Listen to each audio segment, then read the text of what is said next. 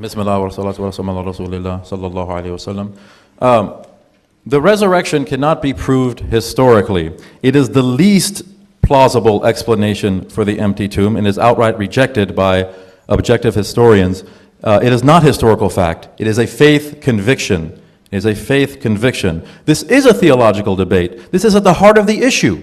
Let's talk about prophecy.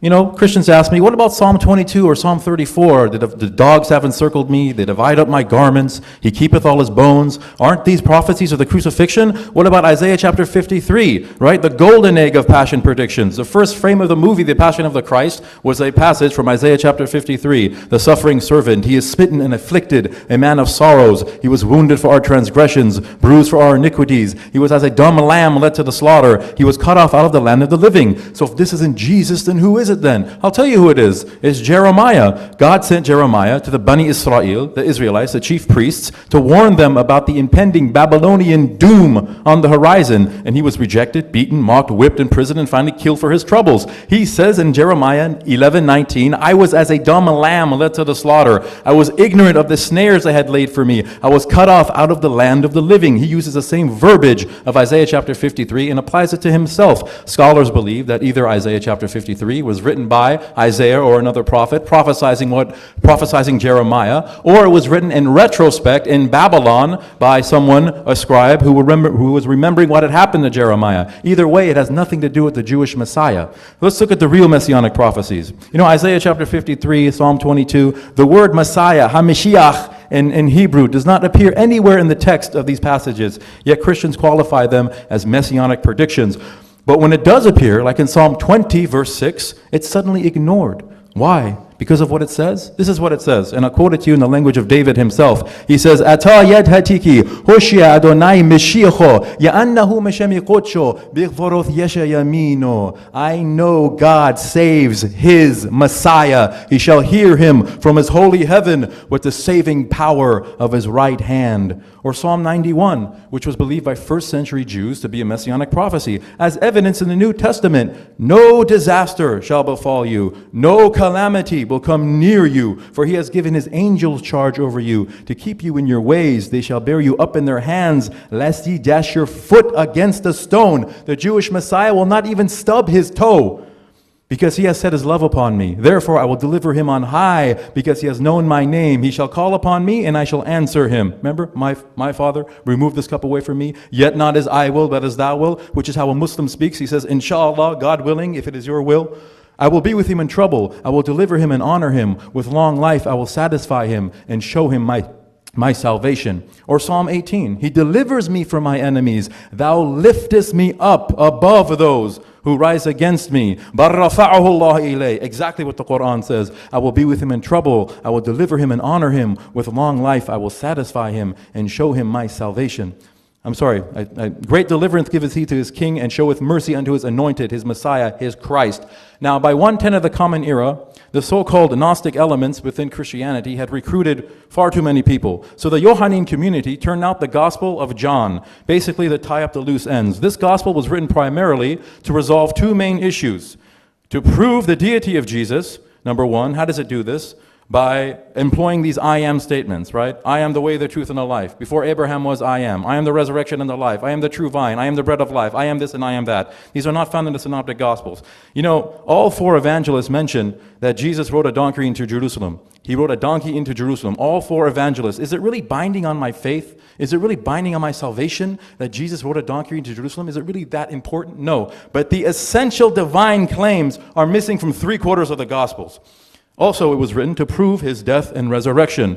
How does it do this? By contradicting the synoptics. We are told in the synoptic tradition that when Jesus was being led to be crucified, the Romans pulled a man out of the crowd, Simon of Cyrene, and compelled him to bear the cross.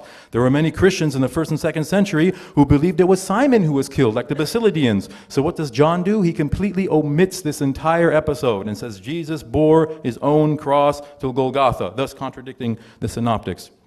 We are told in the Synoptic Gospels that At the most crucial juncture in the life of Christ, all of his disciples forsook him and fled. Not a single one of them was witness to the crucifixion. Yet in the Gospel of John, the beloved disciple, the son of Zebedee, was at the crucifixion, in fact, standing at the foot of the cross, thus contradicting the synoptics. We are told in the synoptics, the Gospel of Luke, that after just 3 hours on the cross, 3 hours on the cross, Jesus died. Now, when this news was brought to Pilate, he marveled. This man is dead already? This is a man who made a career of crucifying Jews. And he was there to see the beatdown and the flogging and this and that. Yet he marveled. This man is already dead?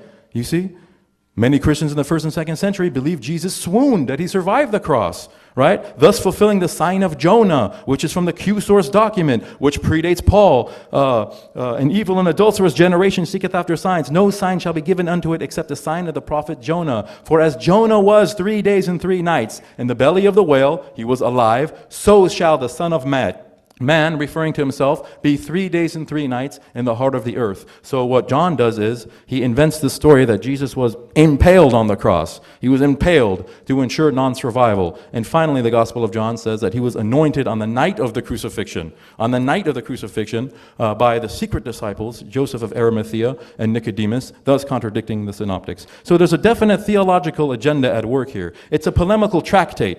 He didn't swoon. He wasn't substituted. And it wasn't an illusion. He died. Now what's interesting is all 4 Gospels differ as to who went to the tomb, what they saw when they got there, and what they did next. It's different in all 4. And there is no post-resurrection narrative in the earliest Gospel, in the Gospel of Mark. Most scholars believe that the best and oldest versions of the Gospel of Mark end at Mark 16:8. Therefore, no one saw a resurrected Jesus, according to the oldest canonical Gospel.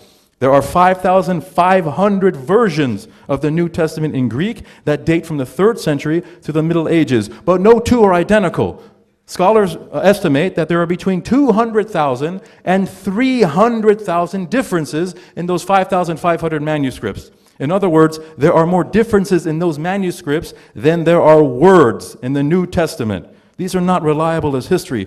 Okay, let's look at the historical records.